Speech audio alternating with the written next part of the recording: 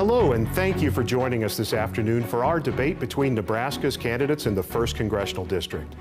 Thank you for spending part of your NFL Sunday with us. I'm Aaron Sandiford of the Nebraska Examiner, and I will be your moderator for this event.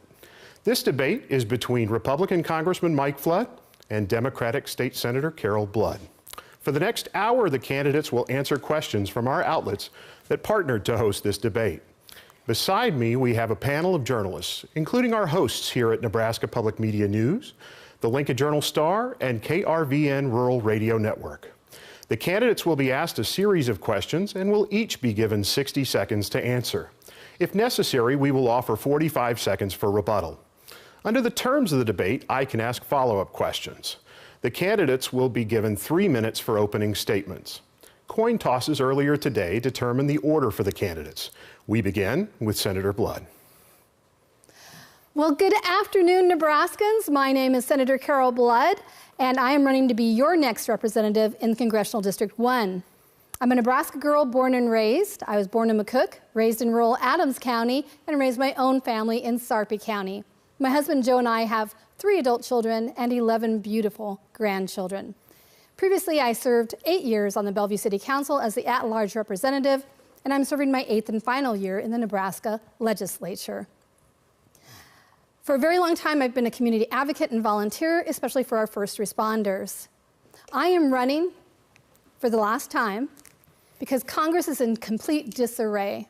They can't even get together to pass a long-term budget. In fact, since 1974, they've only passed 4 long-term budgets on time. Since 1995, they've had 5 government shutdowns. To me, it's clear that hyperpartisanship has taken over and people can no longer get their work done. In fact, it's my understanding they only work 2.5 to 3 days a week, according to Senator Grassley's recent story in the Nebraska Examiner.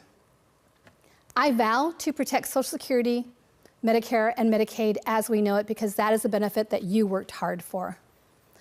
I vow to protect Nebraska families because it's important that they have access to health care, to affordable child care, to housing, to mental health care. We know that when we lift up the middle class and they do better, that our whole economy does well. And we need to make sure that our seniors who want to age in place have the ability to stay in their homes and that our generational farms stay here in Nebraska where we can bring young people back to the farm. We need to make sure that people feel happy, healthy, and safe, not just in Nebraska, but across the United States. It's also quite clear that what's going on at the border also falls squarely on the shoulders of Congress. We know that they have not been able to pass a long-term budget bill that will properly fund the help that they need at the border. Instead, my opponent, unfortunately, has made jokes about it on his TV commercial saying, hey, we need a bigger wall, instead of offering solutions. It's not a joke. It's an important issue that needs to be addressed, and Congress is unable to do that. We need to make sure that we continue to support education because children, no matter who they are, what they look like, or where they come from, need to have access to education, and we need to embrace and respect the teachers that give the education to our children. Because we know that when we have an educated workforce in Nebraska and across the United States, then not only do our children do better in life, but our economy does better. And lastly, I will protect and defend reproductive rights. My opponent has supported an abortion ban and voted against IVF. I believe that those decisions are best made in the doctor's office between the patient and the doctor, and that women are people that I trust. I ask for your support in my race for Congressional District 1. Thank you, Senator. Congressman? Thank you very much, and thank you to our hosts that have us here today, our moderator, and to all of you watching and listening at home. For those that don't know me, my name is Mike Flood. I'm a husband, a father, a job creator, a small business owner, a lifelong conservative, and a very proud Nebraskan. I live in Norfolk with my wife, Mandy. I was born and raised there, and we have 2 sons, Brendan and Blake. 2 years ago, you sent me to Washington to fight for our state and the shared conservative values that we have, to turn the page on years of failed leadership from Joe Biden, Kamala Harris, and Nancy Pelosi. You elected me to fire Nancy Pelosi, which we did, to focus on border security, to make sure our communities are safe and bring down prices, more than anything, to get America back on track. Now, we've made some progress, but it's no secret that the Democrats still have a very sharp grip on the White House and the Senate, and they're fighting us at every single turn. Because of their failed leadership, our border is still in crisis. Prices on gas, groceries, and housing are way too high, and government spending is out of control. Meanwhile, liberals like Kamala Harris and Carol Blood continue to support the same failed policies and bad politicians that got us into this mess. I'm fighting their extreme liberal agenda in Washington, working to find real solutions. My opponent has endorsed Kamala Harris, and she would be a rubber stamp for the Democrats if she goes to Washington, and that's bad for Nebraska. As your congressman, I've been fighting to protect the border, to make sure we don't offer amnesty to illegal immigrants, to cut taxes, make sure we slow and stop excessive government spending, to help farmers and ranchers, and to keep our communities safe. I appreciate the opportunity to be here today. I appreciate the opportunity to talk about the challenges we have as Americans and the solutions that are possible. And I hope we walk away from many of the bad ideas that my opponent has. With that, I thank you for the opportunity to be here, and I look forward to this discussion. Thank you, Congressman. The debate's first question comes from Nebraska Public Media reporter Cassidy Arena. Nebraska voters will face a pair of opposing measures regarding reproductive rights on the November ballot. What role, if any, should the federal government play in restricting abortion access in America? Congressman Flood, we'll start with you. Well, thank you very much for the question. When Roe versus Wade was overturned recently with the Dobbs decision, we have an answer to what we have wanted for 50 years, and that is states to have the opportunity to make our own decisions. Back in 2011, with 44 votes out of 49, I passed the nation's first 20-week restriction on abortion. That common sense legislation survived until this year when the legislature changed that to a 12-week standard, which I support. I've signed a petition and will be voting for that first trimester measure on the November ballot. I think it's important to note, as it relates to federal legislation, it's hard to comment on something that we have not seen. But I want to tell you, I am pro-life. As opposed to my opponent, who has voted against banning dismemberment abortions, I am in the mainstream with Americans on this. She is in the extreme because she supports abortion up to and before the day of birth. Senator, same question. Well, there you go again. There's no such thing as abortion at birth. That is another scare tactic that we've become used to when Senator Flood is talking to us. What we need to remember is that we're talking about a health care issue. It is not a good thing to have a patchwork of laws on any topic across the United States.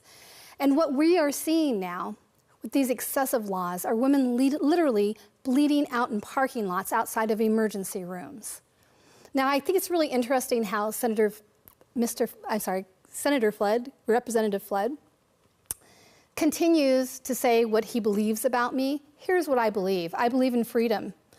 I trust women to make these important decisions. I don't trust male politicians to make these decisions because they are not doctors. And I believe in respect for human dignity and compassion, which none of this legislation that my opponent has discussed even talks about. Just a brief opportunity for rebuttal. Obviously, both of you took shots at one another.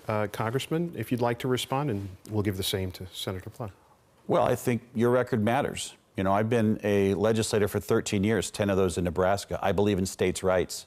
I believe that Nebraskans should have the choice to decide what, if any, the abortion restrictions are. But when you look at her record and the fact that she voted against a ban on dismemberment abortion, that is extreme. That doesn't even happen. It's against the law in places like Russia, China, and North Korea. So we talk about extremism. We have to look at where it's coming from. Like I said, I started with the line at 20 weeks as a member of the legislature, and I got plenty of votes from folks in both parties. That is now set after the first trimester. I think that's a common sense restriction. And I want to make clear, I do support exceptions for the life and the health of the mother and in situations of rape and incest. Senator. So you'll note that he didn't talk about IVF, which he did vote against. And what I think being pro-life is about is allowing people to make their own decisions about when and how to have their own families. And that is something that my opponent is clearly not in favor of. The bills that I voted against, that he keeps saying dismemberment, abortion, what he doesn't tell you is that we are making doctors criminals in many of these bills that we're talking about. And because of that, we are losing OBGYNs, and we have clinics closing down across the United States in various states. And so do I trust women? I do. Do I believe that those decisions are made between a doctor and a patient? I do, because these are very personal, and every pregnancy is different, and every situation is different. And who are we to decide what is best for a Nebraskan? That happens in the doctor's office, not here at the podium, not making policy. Thank you, Senator. The next question comes from the Examiner and focuses on immigration. Both of you have argued the need for the other party to do more to address aspects of federal immigration policy and law. What should your own party do better? And what action will you take personally to ensure it? Senator Blood, we begin with you. Well, I think we start with the question when we say our own party. That is the difference between Mike Flood and Carol Blood. Don't get the words interchanged. It's blood and flood. The difference is that we've become very partisan, and we continue to point fingers and we continue to blame. The blame goes squarely on the shoulders of Congress, who are unable to pass a long-term budget to fund the resources. They're not listening to the boots on the ground. Instead, they're creating boogeymen, creating fear, and putting out misinformation, and making jokes about it on their commercials.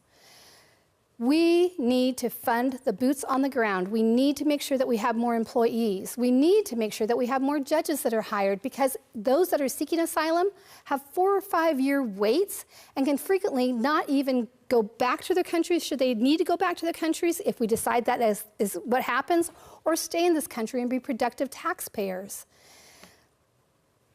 Pointing fingers at this crisis is irresponsible. It's not a Democratic problem. It's not a Republican problem. It's a Congress problem. Thank you. Congressman? Well, just to be clear, Kamala Harris supports amnesty for illegal immigrants. My opponent endorsed Kamala Harris. At the end of the day, that's not where Americans are. Americans don't want illegal immigrants voting in our elections. We're having that conversation right now as it relates to the continuing resolution to fund the government. As far as what Republicans can do that hasn't been done, that I would work to do, I support President Trump's Remain in Mexico policy. And as a member of Congress, I believe we need to take the power of that policy out of the discretion of the executive branch, and we need to make it the law of the land. If you want to apply for asylum, you remain in Mexico while your application is pending, so that whatever president gets elected and whatever promises they make to a subset of folks that they want to vote for them someday, they can't do it in America while they're pending their application. That's one thing that I think we haven't done yet that we need to do, is to support President Trump's Remain in Mexico. Obviously, again, there was a little bit of crosstalk here. So, Senator, do you have any rebuttal? I do. So my opponent clearly supports former President Trump, and again, continue to talk about ways that he can fix it, but he hasn't fixed it. Instead, they've pointed fingers, he's pointed fingers. It's really ignorant to talk about solutions when you never actually had those solutions happen. We know what needs to be done, and the first thing that needs to be done is pass a budget and pass a bill. If the border is so important, then get it done. Congressman? This problem is not President Trump's problem. President Trump had the border under control when he was president. President Biden, on his first day in office, signed an executive order that sent literally hundreds of thousands of people over the border in the first 2 years of his presidency. That's the reason we need Remain in Mexico. That's how the methamphetamine and the fentanyl and the sex trafficking, that's what makes the rest of America a border town. I visited the border 3 times. I've seen little kids dropped off in ravines with an address scotch taped to their stomach saying, "Take me to South Carolina." That's the message we send when we have this open border that is prioritized by President Biden. It has nothing to do with President Trump's Remain in Mexico policy. That's all President Biden has to do, is to simply sign that order. And I think we'd see a change right away. And now we will hear a question from Dave Schroeder at KRVN Rural Radio Network. Both of you have alluded to this. Some say the lack of progress in Congress on legislation is due to the political rhetoric among leaders of both parties. How would you work to address that and get legislation moving forward? Congressman Flood, you will lead us off. Well, I'm pleased to say that every bill that I have introduced has a Democratic co-sponsor. In my 2 years plus in Congress, I've passed 2 bills through the House, one with bipartisan Democratic support, even the support of Majority Leader Chuck Schumer in the Senate. It was ultimately vetoed by President Biden. I am working in a bipartisan way to do that. And I think part of it is that I conduct myself respectfully and I respect others. And I think that's an important part of politics. And it's an important part of being an elected leader. Now, opportunities like this to spar on the issues, that's also important. I believe in facing the voters, letting them know where I'm at, and doing what I can to inform those that have questions about Congress. But as it relates to working inside Congress, you should know that a great majority of members of Congress are Eagle Scouts, or the kind of people that you'd want to break bread with. Just like any organization, there are people on both sides that are there more for the TV appearances than they are for the actual governing. And I think there's a difference there. Senator Blood, same question, rhetoric. Sure. I, too, have had a long list of bills passed with full bipartisan support, because that's our job, frankly. But I'm going to point out something that's really important. We can stand here and say we're bipartisan, but if we're constantly talking about party and saying words like liberal and conservative, Republican and Democrat, that tells me that person is not worried about being nonpartisan. The one thing that I have always prided myself in is putting people over policy, people over politics. I am one of the few senators that does not feed at the trough of the lobby. I don't even go out into the rotunda to talk to people. I ask them to text me if they want to know how I'm going to vote, and I'll let them know. I haven't gone to the breakfast, lunch, dinners, and cocktail hours that they give us daily in the Nebraska legislature, and I don't think my opponent can say the same. And that is because I have made an oath to stay nonpartisan. Because I don't care what your party is. I don't care if you believe somebody's liberal or conservative. It's about getting things done. Thank you. Now we move on to a question about the Middle East from Lincoln Journal-Star reporter Chris Dunker. The conflict between Israel and Hamas continues, and there is still a divide on America's place in the war. What do you believe America's role is in that conflict, and under what conditions do you think a ceasefire should occur? Senator Blood, you will answer first. I think the number one issue when it comes to this conflict is that we remember that there are innocent bystanders. And it is our job to make sure that those people who have nothing to do with this conflict have the ability to be safe and protected. And that we do what we can as a nation to protect those innocent lives, protect those innocent people. When it comes to a ceasefire, we need to make sure that whatever our government does, that they keep that in mind and that they make a decision that supports those people, supports those governments to do better in the future, to make sure that we can move forward to peace. Same question, Congressman. I support Israel. I think America has no greater ally than Israel. And those animals from Hamas, those terrorists, on October 7th, they crossed that border and they slaughtered and they raped and they killed children and they took hostages. It was their 9/11 and it was disgusting. Put yourself in that situation, had that happen to Americans. I support the right of Israel to retaliate, but more than that, to eradicate Hamas. Hamas is a terrorist organization that intentionally lives in hospitals and schools and intentionally puts children and civilians in harm's way. There is no way around this. We must support Israel. We must eradicate Hamas. Right now, Israel is fighting for our peace as well in the Middle East. They deserve our unfettered respect and support. Senator Blood, obviously the congressman talked a little bit about Hamas. What did you want to address on that topic? And I'll come back to the congressman as well. So again, there's no disagreement that what's happened is horrible, but we need to make sure, which we are not doing right now, that we protect the innocent people that have nothing to do with this conflict. And so we can stand here and talk about the horrors, and it is a horror of what's going on in that conflict, but what we never hear Congress talk about are the innocents, are the people that are being murdered on a daily basis on both sides. We have to protect the people that have nothing to do with this conflict, that just happen to be living there and trying to survive and provide for their families. Congressman, similar question for you. Obviously, your opponent has talked a lot about the civilians that are caught in the crossfire in the Gaza Strip and in other places. Talk a little bit about what you didn't get to address on that. Well, either you stand with our greatest ally, Israel, or you don't. That's the question. I stand with Israel. America stands with Israel. Hamas is a terrorist organization. War is horrible. War is not fair. War is an abomination. But there is no choice when a terrorist organization full of rancid animals like Hamas did what they did on October 7th. They must be rooted out. Otherwise, they will move to another area of the Middle East, and using their Iran backing will be back again.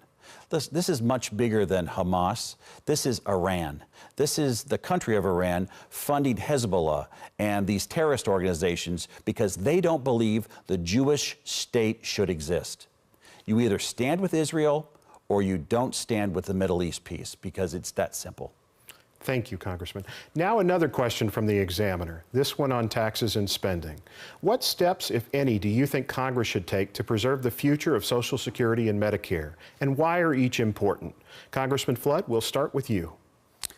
Social Security and Medicare are promises that we've made to Americans. I often argue that Social Security is not even an entitlement because it's owned by the people of America as they pay in at their jobs over the course of their career. We have made a promise to people that are at retirement age and those nearing retirement age to make sure Social Security is there for them.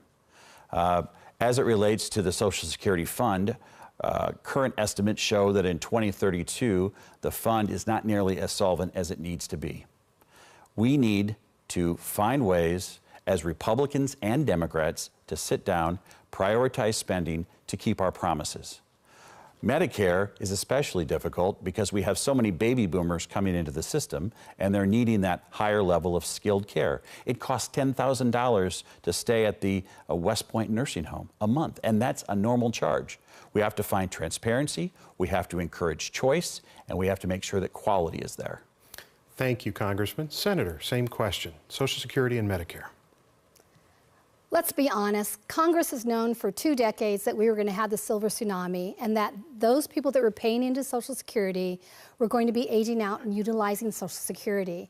Those people with higher incomes, while people with lower incomes would be paying into it. And what did Congress do? Nothing. Congressman Flood sits on the committee, the Senatorial Research Committee, that has put out information in reference to changing Social Security. So let's be honest with that. We know that had Congress raised the minimum wage to keep up with inflation, that we would not even be having this discussion.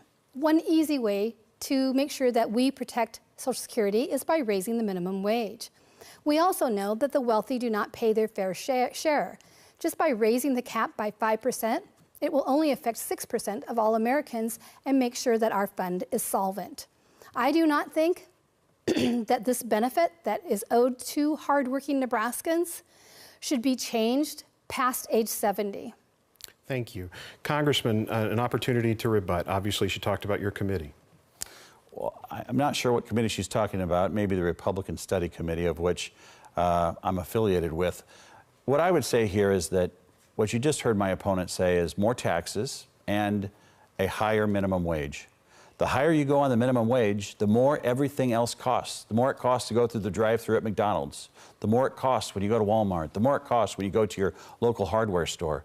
Businesses can't accept these mandates from the federal government. If anything, minimum wage should be a state issue as it relates to where it's at right now. Look at what's happening in California. She talks about raising the minimum wage. There's a lot of services that are no longer available because people just can't make any money doing it. At the end of the day, to get out of this mess, we have to grow the economy. More taxes, more mandates, that doesn't work. That doesn't work for Americans, and that doesn't work for Nebraskans.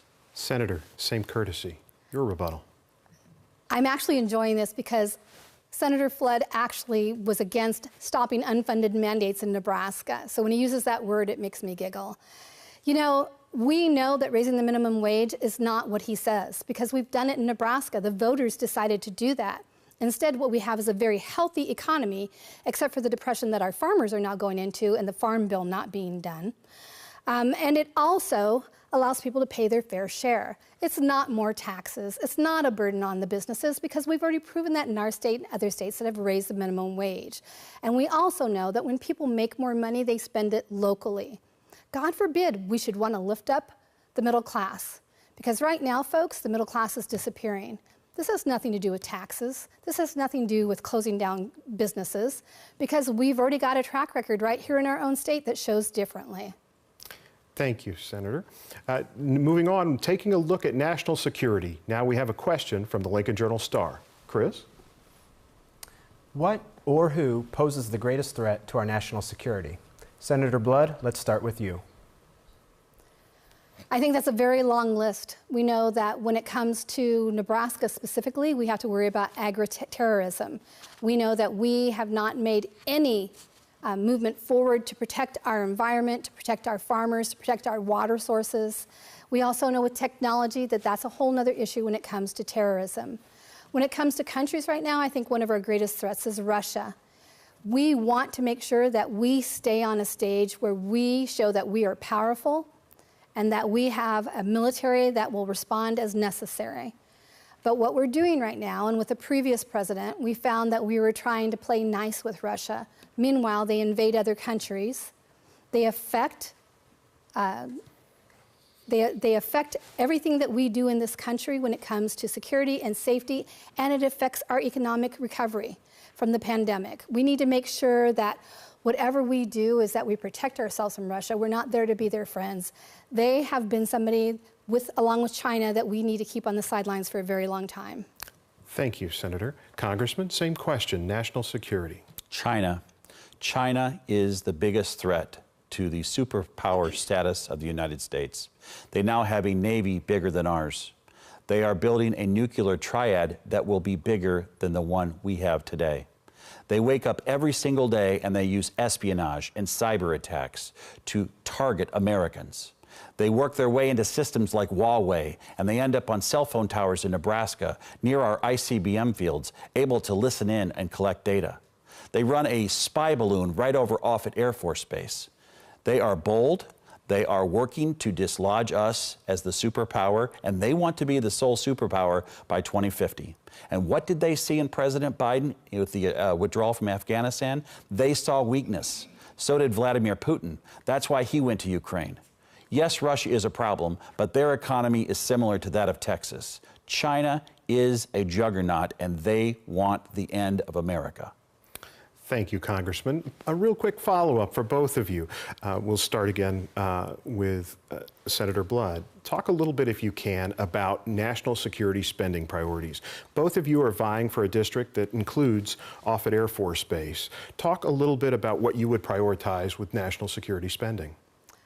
Well, I have a very long track record of supporting both our veterans and military families, and Offutt Air Force Base is very important to me. I'm really concerned about the recent letter that my opponent wrote to the Pentagon in reference to ignoring issues that pertain to the climate change, because we know that climate change is affecting the missions at Offutt Air Force Base, according to the 55th Wing Commander. And so I want to make sure that we continue to give the military the tools that they need. We need to make sure that not only do we take care of the military and the tools that they need, but we also take care of the military families, because they also serve. And so we know it's always going to be part of our budget. It's always something that we have to take seriously. And if you've ever been to the boneyard, you know that we still don't support our military in a way that it really should happen, because we are constantly taking parts off older planes and older equipment and putting them on the current equipment that they have. We know that we can do better, and we've not done that in decades. Thank you, Senator. Congressman, same question, national security spending priorities. Well, I want to start by saying that it goes without saying that Senator Blood has been a champion for Bellevue and Offutt Air Force Base. She cares deeply about that. Where I depart from her comments are that the Green New Deal needs to stay out of our military. This effort to make everything woke, to push the Green New Deal into every nook and cranny of our fighting force, takes our attention away from adversaries like North Korea, China, Russia. That being said, we are in a very dangerous world right now. We have to make sure that our allies in Ukraine have the weapons they need to fend off the Russians, that Israel has our support in the Middle East, and that the people living in Taiwan know that we're there. The South China Sea is a very dangerous place right now. China is looking to advance into Taiwan and create a conflict that would be catastrophic. Americans have to be ready for this, and that means supporting our military is a top priority. Thank you, Congressman. Nebraska Public Media will ask the next question on artificial intelligence. Cassidy? Artificial intelligence is taking on a bigger role every day. How would you write federal law about AI to encourage its potential but minimize its risks? Let's begin with Congressman Flood. Well, thank you very much for the question. I'm actually on an AI subcommittee discussing this as it relates to our financial services sector. I think artificial intelligence has the ability to do things that are great. Let me give you an example, and then I'll give you a concern I have. One of the examples is that if you grant access to a bank to look at your data in your bank account, they will see that you pay your cell phone bill on time, that you pay your rent on time, and that you generally do a good job. And that artificial intelligence can make a decision about your credit worthiness. Right now, there's too many Americans that are underbanked or not banked because they have no credit. I think artificial intelligence opens up credit to a lot of people to allow them to buy their first home or to get that consumer good or that car. The concern I have about artificial intelligence is that it can be used with certain biases to violate federal law as it relates to discrimination. And I'll use my time in the rebuttal, if any, to kind of unpack that. But I think there's good and bad, and I'm glad we have that discussion. Senator, same question. What would you do about AI? So I have been talking about AI, robots, cobots, and blockchain for 8 years because that is our future. But it's been made clear that we have a lot of people that are making decisions at every level of government about AI and other forms of technology without having a clear understanding of how they work. And so whatever we do when we move forward with AI is that we have to remember that there is a danger. The more that we utilize AI, the more dangerous it becomes because AI works on information. And so do I think it's a good thing for many people? I do. But do I also think that we need to change laws? I absolutely do. But I believe that the laws that they are changing when it comes to technology at both the federal and the state level lacks a real knowledge of how it works. And so if we want to change legislation, we've got to start educating the bodies that make the policy. Thank you, Senator. And both of you seem to have a little bit more that you wanted to say on this topic. It's a complicated one. Congressman, you want to start us off a little bit? Well, I totally agree with Senator Blood. It is complicated, and to make policy, you have to understand what's going on. And so I have been reading up on this, I have been studying it, and I've been in a number of hearings. Here's what concerns me about artificial intelligence. Let's just look at it in the securities industry. If every major trader in America has the same AI data in their black box, do all of them start trading the same? Do our markets function the same way? So I think two things here. Number one, our prudential regulators have to have the financial resources to hire the right people that can work both in technology and regulation to ensure the American public is protected.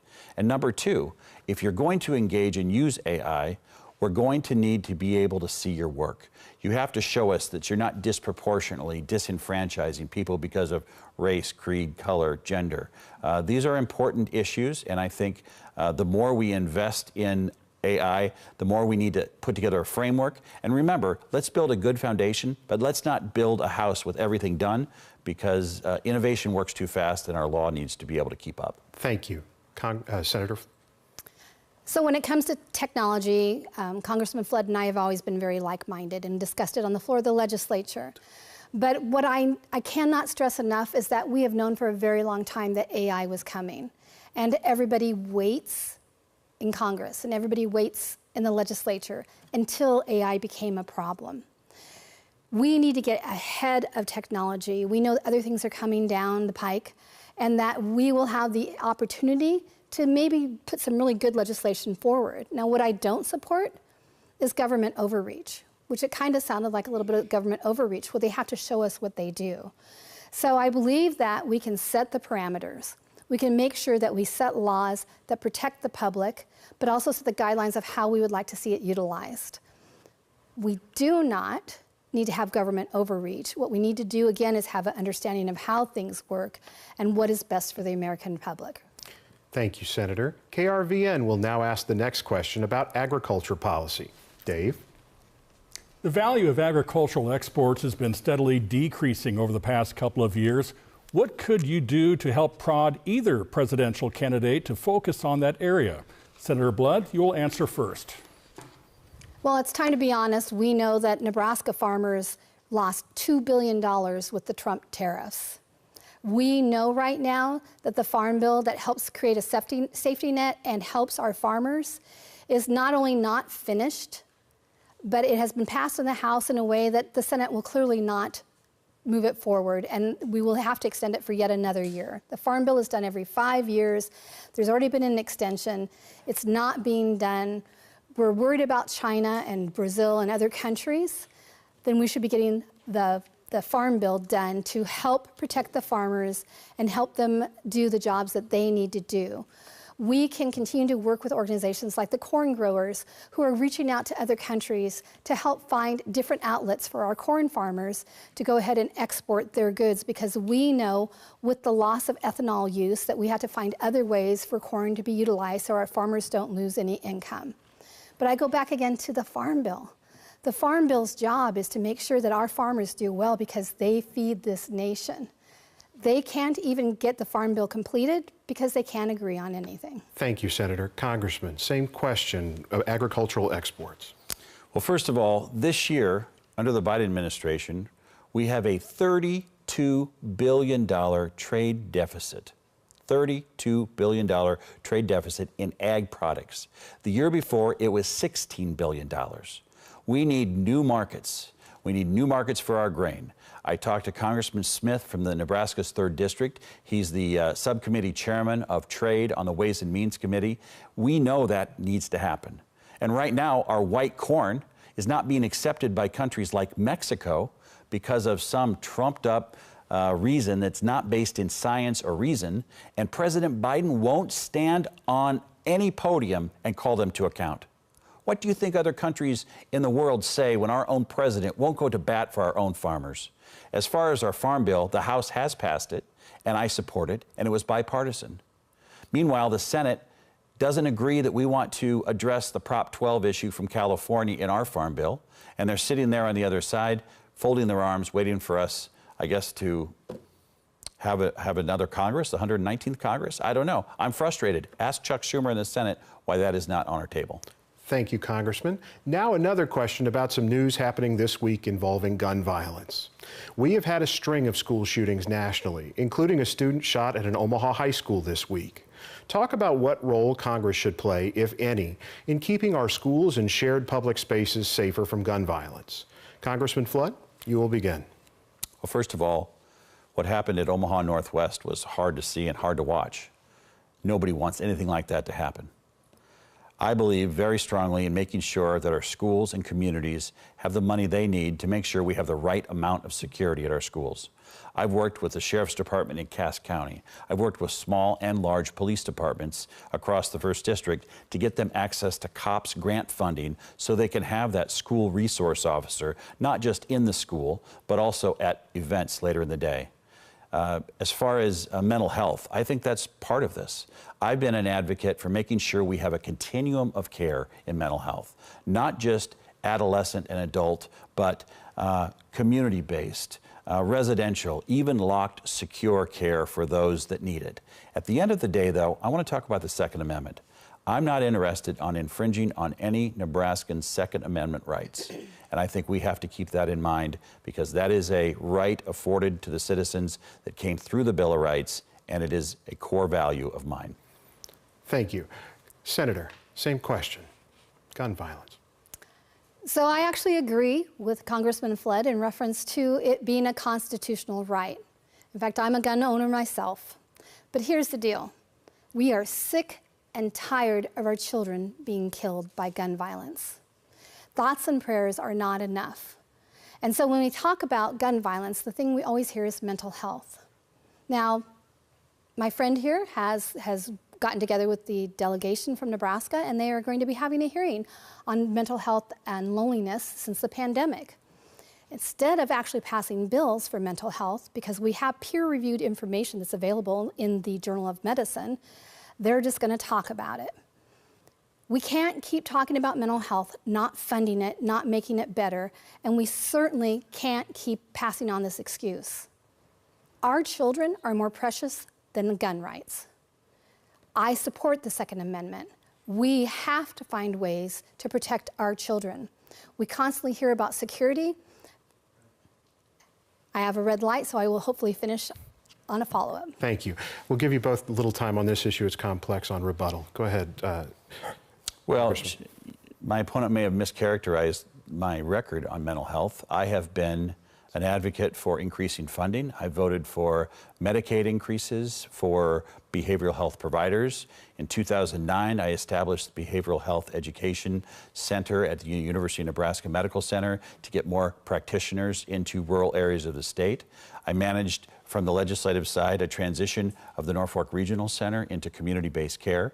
My mom, as I grew up, was a psychiatric nurse that checked on folks' medicines to make sure they were tracking okay, and my dad was a guardian for people that had mental health issues as a trust officer. This is an important issue to me. I do not like to see people that are mentally ill in our jails. And unfortunately, since our regional center transition, we've seen our jails fill up. Lincoln Regional Center is full.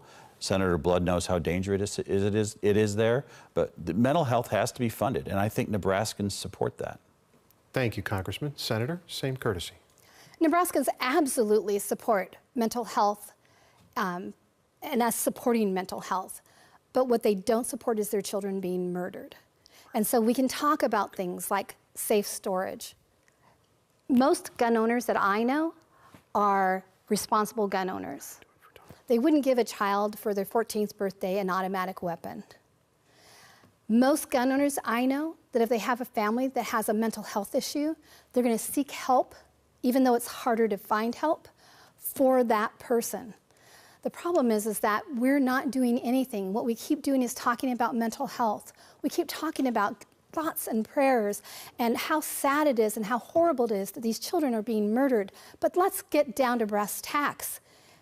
Children being murdered on a daily basis has become the norm. And until we take action at the congressional level and not a patchwork of laws across the United States, we will never solve this problem. And now we move on to another question from the Lincoln Journal-Star about student debt. Chris? According to the U.S. Department of Education, more than 250,000 Nebraskans are holding a total of $7.9 billion in student loan debt.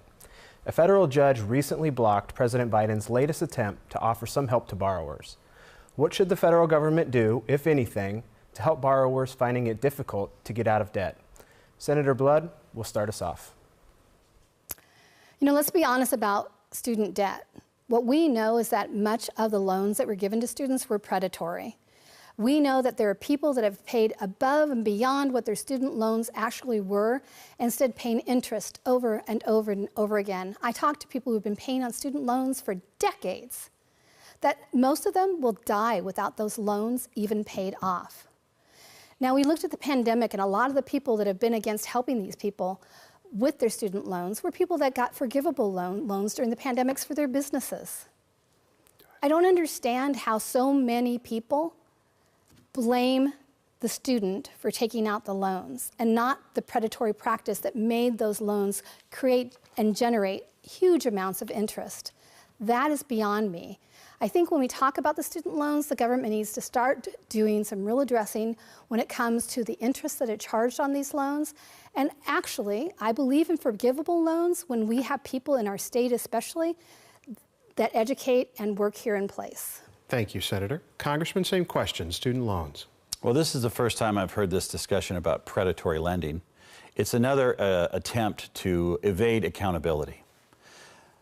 There are a lot of young people, there are a lot of students, they come out of high school, they look at their options and they decide whether they want to go to a college that costs $30,000, $10,000, $5,000, $2,500 a semester.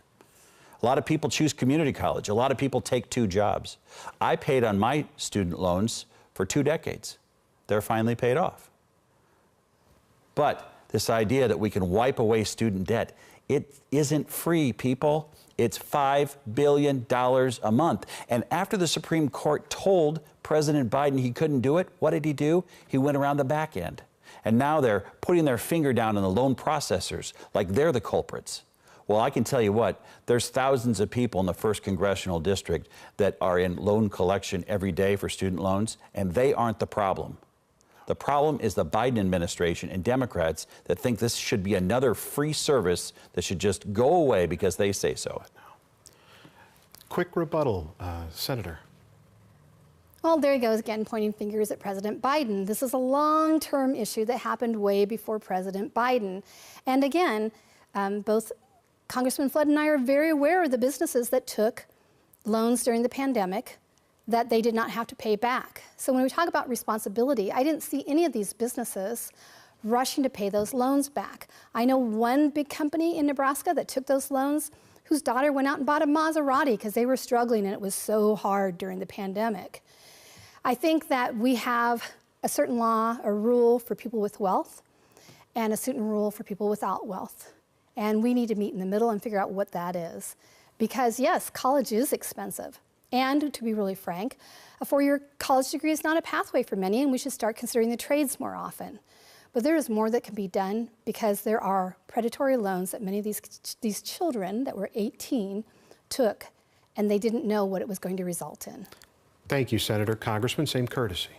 Why should plumbers and carpenters and nurses work their tails off to pay off the loans of doctors and lawyers and accountants? It makes no sense. Go down to the Casey's in any one of these small towns and stand in the parking lot and find out if they think that makes sense. It doesn't. At the end of the day, we have to look at our student loan system and we have to say either we enter repayment or we continue to write a check out of the general fund for money we don't have. We're $35 trillion in debt for $5 billion a month. This problem didn't start decades ago. In fact, our repayment was working just fine. COVID hit. There was a change. But what happened? President Biden came in. I'm sorry, Senator Blood, it's an inconvenient truth, but it is true. President Biden, with the wave of a wand, illegally wiped out student debt. The Supreme Court said no, and now he's going around their back. That doesn't sound like following the law to me. It's not good for America. Thank you, Congressman. Our next question comes from Nebraska Public Media News, and it deals with election security. Cassidy? What steps, if any, should be taken to help more Americans believe their elections are secure and to revive a national belief in a peaceful transfer of power? Congressman Flood, we'll start with you. Well, first of all, I supported voter ID in Nebraska. I signed a petition. I was vocal about it when I was in the legislature, and I'm very glad that it passed. It's hard to have a democracy if people don't respect the results of an election. And that is very important. And I think we have a court system that takes those complaints and uses and applies the rules of evidence and then makes a decision. Our elections in Nebraska are safe. Bob Evnen, our Secretary of State, and county election officials across Nebraska, together with poll workers and our voter ID system, have done a good job. But the state of Virginia just found several thousand illegal immigrants that were on the rolls, and they kicked them out. We're having a discussion right now in Congress about the SAVE Act being attached to the continuing resolution. Why is it so hard for some people to say illegal immigrants can't vote? That is the law already. Illegal immigrants shouldn't be able to vote. They shouldn't vote. That undermines our system of election integrity in America. Thank you, Congressman. Senator, same question. So Nebraska has taken steps forward to ensure that voter ID is happening because they feel that that would make our elections safer. But what I fear and what I see us doing is making it harder for people to vote, and it is your right to vote, especially for our seniors, who many did not have driver's license and now have to find ways to get picture IDs, people with disabilities. I think it's really unfortunate that we made it more difficult for people to vote. I am not saying that I don't support the voter ID. I'm saying that we should have worked harder to make it easier for folks that can vote and allow them to vote. It's clear that it's another scare tactic. Undocumented immigrants are not voting, period. He's right. Nebraska's voting system is secure, is safe. Bob Evnen is doing a good job, as were the previous people in his position. But what we do need to address are when countries like Russia get involved and affect our elections. Thank you. Both of you have talked a lot about wanting to represent Nebraskans, but what steps would you take, each of you individually, to try to represent Nebraskans that maybe don't agree with you politically? Start with Congressman Flood. Well, what I have been doing, I am having town halls. I've had probably 6 town halls since I became a member of Congress. I've held one annually in Lincoln. I think that's important because this is our state's largest city. I've been in Sarpy County, Fremont, Norfolk. I meet with folks regardless of their party, and just like I'm sure every state senator does as well. I pride myself on good constituent services, and I try to be as present as I can. The benefit that I have is I have 2 kids in high school sports, and so a lot of the towns that they play, I'm in their town, you know, on a Friday night, even when I'm not in an official capacity, learning about North Bend or Schuyler or Battle Creek. There are so many ways to be out there, but I think when it comes to representing a congressional district, you work with the people that are representing the cities. I work well with the mayor of Lincoln. I work well with folks across the district that are in large and small cities, and I pride myself on good constituent services. And so I think that's what I've done, and that's what I'll continue to do. Thank you, Congressman. State Senator? And so I actually echo much of what Congressman Flood said. I have been very visible in my community and would be very visible in Congressional District 1. One of the things that I have done that I'm not aware of any other elected official doing is that for the 16 years that I have served the public, we make constituent outreach calls. So for instance, for the legislature, we call and say, hey, this is Senator Blood or my staff.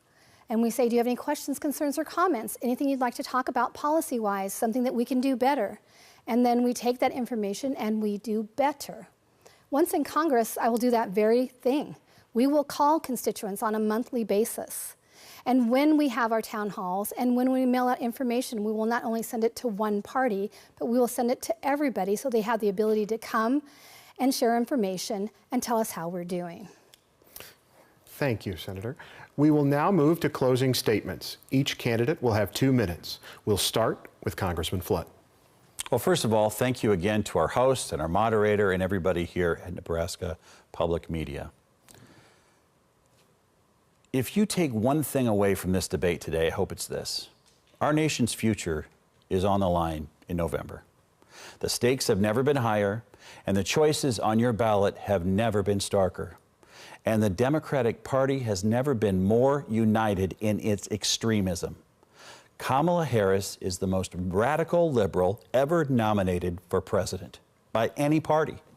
She supports communist price controls, amnesty for illegal immigrants, trillions in more spending and taxes.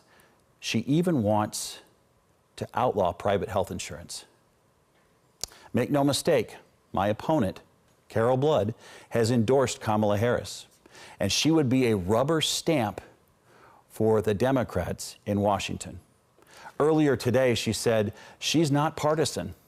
While I was building a business with over 200 employees, she was working as a staffer for the Nebraska Democratic Party. She runs people's campaigns. Ladies and gentlemen, don't be fooled.